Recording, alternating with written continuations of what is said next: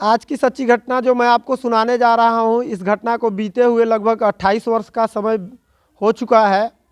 तारीख की अगर बात करें तो 14 नवंबर 1995 की यह घटना है।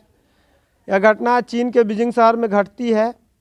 आज भी वहाँ के लोग इसके बारे में कहानी सुनाते हैं, या यूँ कहें कि देर शाम इस रूट पर यात्रा करने से आज भी लोग सिहर उठते हैं, कतराते हैं। इस घटना के ऊपर कई सारी हॉलीवुड की फिल्में भी बनी।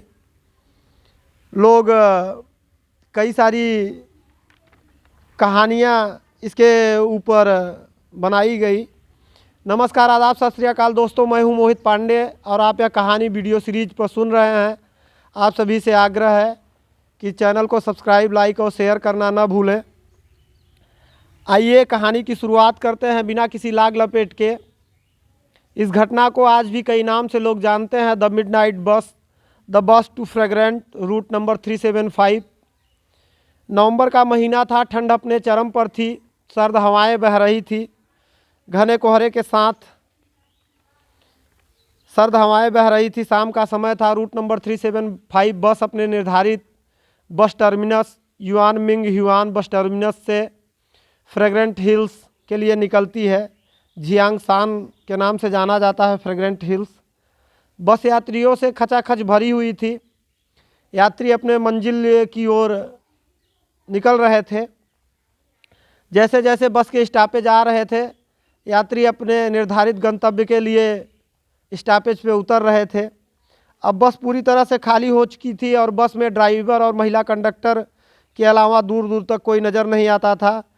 फ्रेग्रेंट हिल का सफ़र अभी लंबा था, 7 स्टॉपेज बचे हुए थे। चारों ओर मौत जैसा सन्नाटा पसरा हुआ था।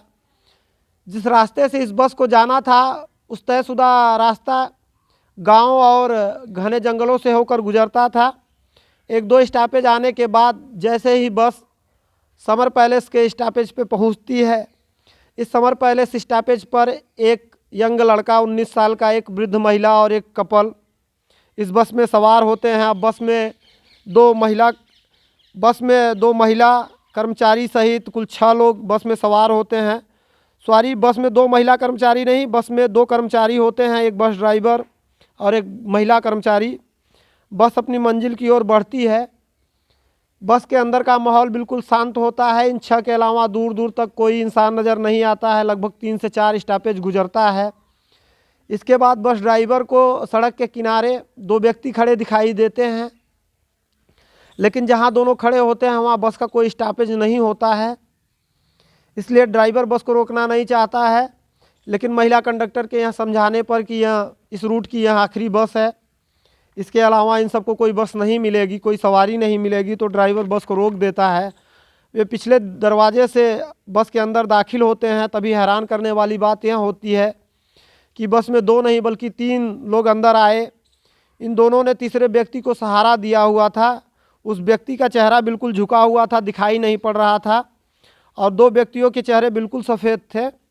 आमतौर पे चेहरे इतने सफ़ेद नहीं होते हैं। ये तीनों व्यक्ति चीन के प्राचीन काल के कपड़े पहने थे। कंडक्टर के समझाने पर कि हो सकता है ये तीनों व्यक्ति किसी नाटक कंपनी में काम करते हों और जल्दबाजी में अपना कपड़ा उतारना भूल गए हों। इतनी सारी बातें होती हैं। इसके बाद यात्री और बस ड्राइवर मान लेता है। बस आगे बढ़ती है अपने मंजिल की तरफ। बस में सवार कपल अपना स्टॉपेज आने के बाद उतर जाता है। अब बस में वृद्ध महिला और एक यंग लड़का और वो 3 सवारी, महिला कंडक्टर, बस ड्राइवर सहित कुल 7 लोग सवार होते हैं। बस आगे बढ़ती है। तभी वृद्ध महिला अपने आगे बैठे हुए लड़के पर एक जोरदार तमाचा जड़ देती है, हंगामा करने लगती है, कहती है कि लड़के ने मेरा पर्स चुराया है। महिला कंडक्टर बार बार यह आरोप उसके ऊपर लगाती है, लेकिन वह लड़का कहता है कि मैंने आपका कोई पर्स नहीं चुराया है, मैं आपके आगे बैठा हुआ हूँ। अब महिला बस कंडक्टर भी समझाती है कि लड़का आपका पर्स कैसे चुरा सकता है, वह तो आपके अगली सीट पर बैठा हुआ है। लेकिन वह महिला मानती नहीं है, बार बार जो है जोर देती रहती है कि इस लड़के ने मेरा पर्स चुराया है, और ड्राइवर से कहती है कि अगला स्टॉपेज आने पे बस को रोक दीजिए, हम पुलिस में शिकायत करेंगे। अब बस ड्राइवर दोनों के कहा सुनी को देखते हुए बस को रोक देता है और महिला उस लड़के को जो है कॉलर पकड़ के नीचे खींच लेती है, बस से उतार देती है। इसके बाद बस चली जाती है। तब लड़का कहता है, खामखा आपने मेरी बस छुड़वा दी, मैंने आपका कोई पर्स नहीं चुराया है। अब वो महिला कहती है कि मैंने तुम्हारे ऊपर चोरी का इल्ज़ाम इसलिए लगाया कि मुझे अपने अलावा तुम्हारी भी जान बचानी थी। तब वो लड़का कहता है कि आपने मेरा जान कैसे बचाया। तब वह महिला पूरी कहानी सुनाती है कि जब से वो 3 अजीब सवारियां बस में बैठी हैं तभी से मैं उन्हीं के ऊपर निगाह रख रही हूँ। जब बस में एक बार ज़ोरदार की हवा चली तो मैंने देखा कि उन तीनों के कपड़े उड़ रहे थे और तीनों व्यक्ति बगैर पैर के थे, यानी उन तीनों के पैर नहीं थे। इसके बाद उनकी शक्लें भी अजीब सी दिख रही थी। मुझे किसी अनहोनी की आशंका होने लगती है, तो मुझे लगा कि मैं तुम्हारी भी जान बचाऊं, इसलिए मैंने ऐसा किया। दोनों मिलकर यह तय करते हैं कि इस सारी बात को पुलिस को बतानी चाहिए। दोनों पुलिस स्टेशन जाते हैं, पूरी बात बताते हैं। पुलिस उन दोनों के नाम, पते, नंबर नोट करती है। उसके बाद पुलिस यहाँ करके दोनों को छोड़ देती है कि तुम लोग अपने अपने घर जाओ, ये तुम लोगों का भ्रम है, यह मिथ्या है, ऐसा हो नहीं सकता है।